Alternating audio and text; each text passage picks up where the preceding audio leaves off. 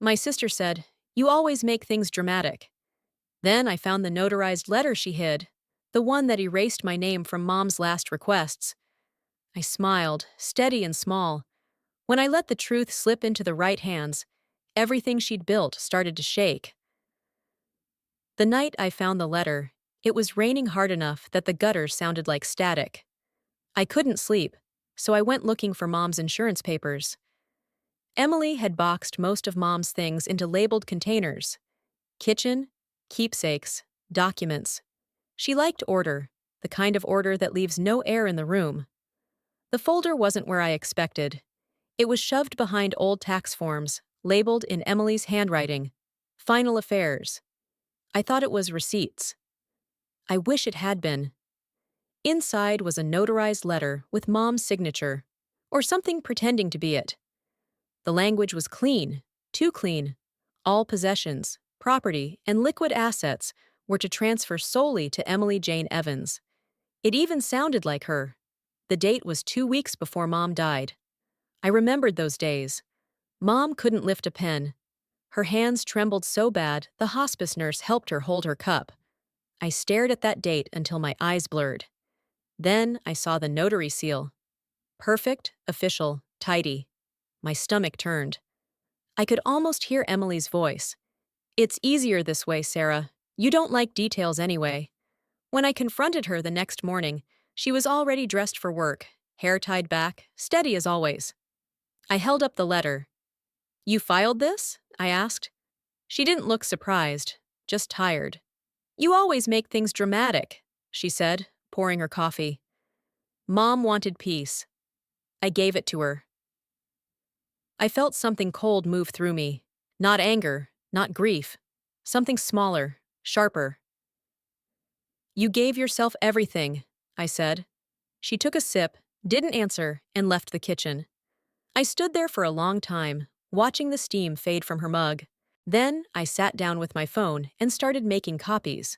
Scans, photos, timestamps, all of it.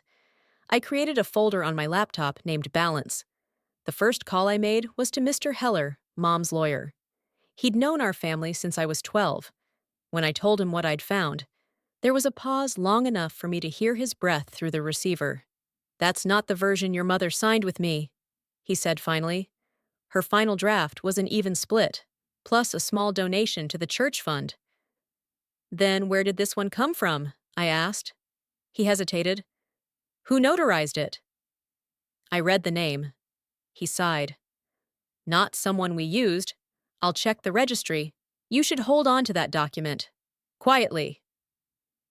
When I hung up, I felt the first flicker of something close to calm. If Emily had crossed a line, it was in ink, and ink leaves marks. That night, I couldn't eat. I sat on the couch with the letter in my lap, tracing the curve of Mom's name. It wasn't quite right. Her M leaned the wrong way. My sister's M looked exactly like that. I didn't tell anyone else yet, not because I was protecting her, because I needed to move without noise. Emily lived on control. I'd make her watch it slip. The next few days, I lived two lives. To her, I was the quiet sister still grieving. To everyone else, I was the calm one rebuilding. In reality, I was collecting. Hospice records were first. The nurse, Olivia, met me in the small office near the back hallway, eyes kind but cautious. "Your mother was too weak to sign documents after June 3rd, she said. "We had to help her initial forms. She couldn't write full sentences." She signed a statement for me, short, factual, exactly what I needed. Then I checked the notary's registry online. The number on the seal was real, but it belonged to a document dated 2 months earlier. When I emailed the notary, he responded, "Yes, that's my stamp. But the entry number you mentioned doesn't match the June date." Another small fracture. I started a spreadsheet. Column A, evidence type. Column B, source. Column C, verification. The structure made me feel grounded. Grief had left me floating for months. Evidence anchored me. Mr. Heller called back a few days later. "Sarah," he said carefully, "I found our original email exchanges. Your mother was clear about equal division. She even mentioned she wanted you to keep the houseplants because Emily would kill them in a week. He laughed softly. Then his tone dropped. The version your sister filed was entered under a different date and notarized outside my office. I can verify that, but once this moves forward, there's no going back. I'm not backing off, I said. Then we'll proceed carefully, he said. That word, carefully, became my compass. I didn't want a scene. I wanted accuracy. Step 2 was public sympathy. Emily had built her life around being the strong one. She chaired community events, hosted brunches, volunteered. Everyone trusted her. I didn't need to destroy that image. I just needed to introduce doubt. I started showing up where she'd never invited me. Church gatherings, volunteer drives, even the neighborhood watch meeting she ran. I smiled. I was polite. When people asked how I was holding up, I said, better. Sorting out some paperwork stuff with Mom's will, but it'll all get resolved. Then I'd leave the smallest pause, just enough for curiosity to bloom. People love quiet controversy more than open conflict. Within a week, 3 relatives texted me variations of, Emily said you're being difficult. Is everything okay? I replied with, all good, just verifying details. That was enough. Seeds don't need fertilizer when people water them with gossip. Then I reached out to Maya, an old classmate turned journalist for the local paper. I sent her a short email. Possible forged estate documents. Not looking for drama, only truth. She replied within an hour. Meet me Tuesday. Bring what you have. We met at a coffee shop halfway between my place and hers. She listened more than she spoke.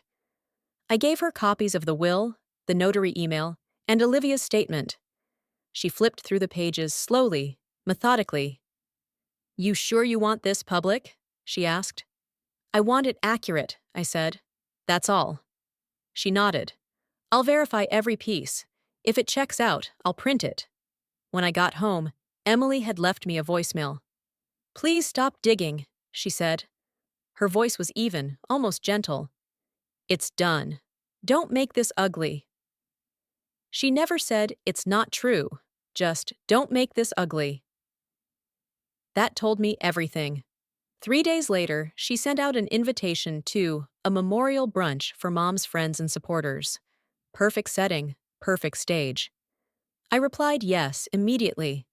The morning of the brunch, the sky was clear but cold. I wore the dress Mom bought me for my college graduation. The one Emily said wasn't my color. It fit better now. When I arrived, the house looked staged for a magazine. Candles lit, framed photos lined up, muffins perfectly arranged. Emily moved through the room like a hostess, touching shoulders, offering coffee, collecting compliments. She saw me near the door and smiled tightly. You came, she said. I wouldn't miss it, I said. She leaned closer. Let's not do this today. Do what? I asked, keeping my voice level. She studied me for a moment, then walked away to greet Mr. Heller, who'd just arrived, briefcase in hand. Maya was there too, posing as a guest, camera hanging low. After the introductions, Emily stood near the fireplace. Thank you all for coming, she began, voice smooth and rehearsed. Mom's legacy was kindness, and I'm so grateful we can honor that together. When she paused for breath, I stepped forward. Before we end, I said quietly, Mr. Heller has something to add on Mom's behalf. The sound in the room shifted, that thin silence before something real happens. Mr. Heller cleared his throat. Margaret Evans expressed consistent intent that her estate be divided equally between her daughters, Sarah and Emily. The document currently on record is inconsistent with her signed instructions and timeline. We'll be requesting a review. Emily froze, then smiled like she hadn't heard him. I think this is unnecessary, she said. Mom changed things in her final days. Olivia, the hospice nurse, was there too, standing near the back. That would have been difficult, she said softly. Mrs. Evans couldn't write past June 3rd.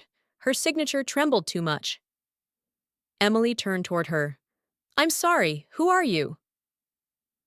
The nurse who took care of your mother, Olivia said.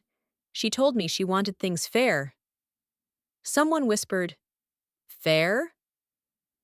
Then Maya, still calm, set a single printed email on the buffet table. Enlarged, dated, easy to read. It was from Emily to Mr. Heller a week before the notarized date. We'll handle the final signatures ourselves. No need for another visit. The room exhaled. Aunt Linda looked directly at Emily. You forged Mom's signature? Emily's smile faltered. Of course not. That's ridiculous. Mr. Heller spoke again, quiet but firm. We have documentation proving the notary log doesn't match that date. This will go through formal review? Emily's eyes went glossy.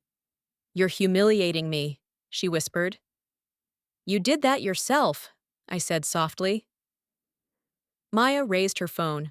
One picture, nothing flashy, just proof that the truth had stood in the open air. Emily's voice cracked. You always wanted to hurt me. I shook my head. No, I just stopped letting you win quietly. The room was still. People avoided eye contact. No one defended her. No one moved. It was over, not loudly, not violently, but fully. After everyone left, I stayed to help clean. Emily didn't stop me. The kitchen was silent, except for the soft clink of dishes. She leaned against the counter, staring at nothing. You could have talked to me first, she said finally. I did, I said. You called me dramatic. She nodded slowly, eyes red. I didn't think you'd actually follow through. You taught me how to, I said. She gave a small, broken laugh. You think this fixes anything? The money, the house? It'll all get tied up in court for years. I don't care about the house, I said. I care about the record. She turned toward me then, all the arrogance gone. Just exhaustion. I thought I was protecting things, she said. Mom trusted me. I didn't want her choices questioned. You rewrote them, I said. That's not protection. For the first time in months, she looked unsure. Human even. So what happens now? Lawyers, papers, silence, I said. And you learn to live without an audience. I left her standing there, the perfect kitchen around her, suddenly too bright. Maya's article came out 2 days later. Local estate under review after inconsistent documents discovered. No names, just dates and facts. But everyone in town could fill in the blanks. By the end of the week, the community board suspended her until matters are resolved. Her friends stopped returning calls. Church ladies whispered in parking lots. The image she'd curated for years, dependable, noble, unshakable, dissolved without noise. I didn't post, didn't comment, didn't celebrate. I deleted the folder named Balance and went for a walk. A month later, the court ordered the estate frozen pending investigation. Mr. Heller said the evidence was strong. You might regain your share, he told me. I just want my mother's words to mean something again, I said. He nodded. They will. That evening, I drove to the cemetery. I sat by Mom's headstone with coffee, just like we used to do in the mornings. The air smelled like wet earth. I didn't shout, I told her quietly. I didn't make it ugly. I just showed them what was already there. A breeze moved through the trees, soft, approving. For the first time since she died, I felt her peace wasn't stolen. It was restored. And that, more than anything, felt like revenge enough.